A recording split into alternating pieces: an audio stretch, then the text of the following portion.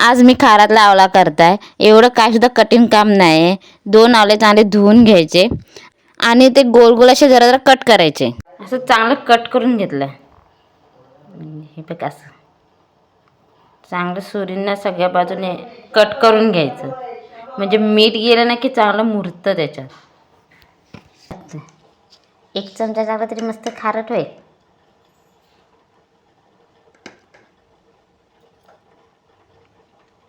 झालं. आणि हा थोडा वेळ गळू दे. मीठ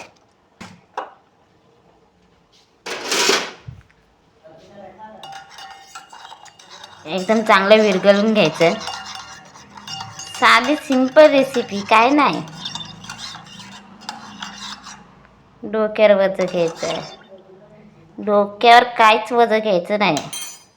सकट केलेला आवळा मिठाच्या पाण्यात टाकायचा डुबक आणि दुसरा डुबुक झालं आणि ठेवायचं 2 दिवस किंवा 3 दिवस.